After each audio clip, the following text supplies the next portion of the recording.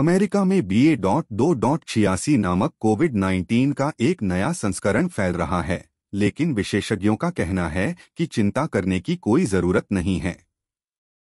रोग नियंत्रण और रोकथाम केंद्र CDC के सोमवार के नवीनतम अनुमान के अनुसार BA.2.86 ओमिक्रॉन BA.2 सबवेरिएंट का एक उत्परिवर्तन है और देश में लगभग 10% नए कोविड मामलों के लिए जिम्मेदार है।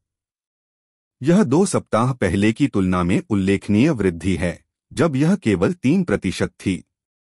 हालांकि इसका मतलब यह नहीं है कि कोविड के मामले बढ़ रहे हैं या कि वेरिएंट अधिक खतरनाक है। ऐसा लगता है कि BA.2.86 कोई नया उछाल लाने के बजाय अन्य वेरिएंट की जगह ले रहा है।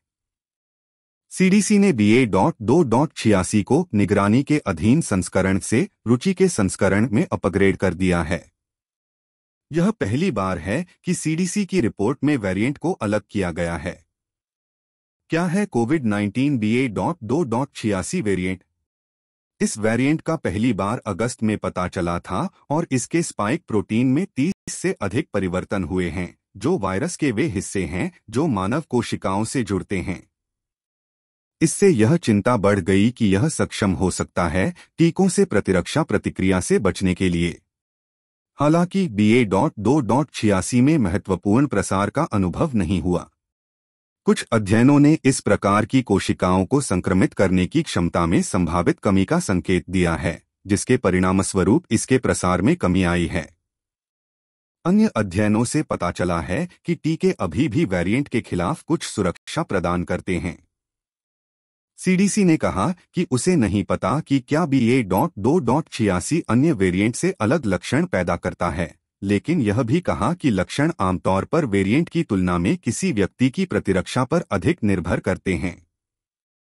इसमें कहा गया है, लक्षणों के प्रकार और वे कितने गंभीर हैं, यह आमतौर पर किसी व्यक्ति की प्रतिरक्षा पर अधिक निर्भर करता है, बजाय इसके कि कौन सा प्रकार संक्रमण का कारण बनता है।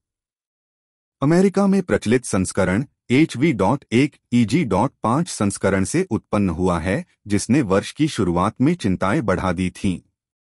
नवीनतम कोविड मामलों का लगभग 1/3 हिस्सा HV.1 का है। क्या BA.2.86 गंभीर है? CDC ने 18 नवंबर को समाप्त सप्ताह में कोविड के कारण 18,119 अस्पताल में भर्ती होने की सूचना दी। कोविड अस्पताल में भर्ती होने की संख्या थोड़ी बढ़ रही है, एक ही सप्ताह में 10% की वृद्धि के साथ। उस सप्ताह मौतों की अनुमानित संख्या 506 थी।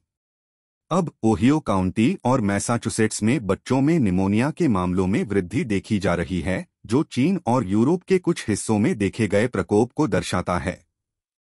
BA.2.86 पूर्वोत्तर में सबसे अधिक प्रचलित है, विशेष रूप से न्यूयॉर्क और न्यू जर्सी में, जहां इसके 13% मामले हैं। CDC ने BA.2.86 के संबंध में विश्व स्वास्थ्य संगठन WHO के हालिया मूल्यांकन के साथ तालमेल की पुष्टि की, जिसमें कहा गया है कि अन्य परिसंचारी वेरिएंट की तुलना में यह विशेष वेरिएंट कम सार्वजनिक स्वास्थ्य जोखिम पैदा करता है। WHO ने अपने वर्गीकरण में XBB.1.5, XBB.1.6 और EG.5 को रुचि के अतिरिक्त वेरिएंट के रूप में नामित किया है। चिंता का कोई प्रकार नहीं है, जो वर्गीकरण का उच्चतम स्तर है।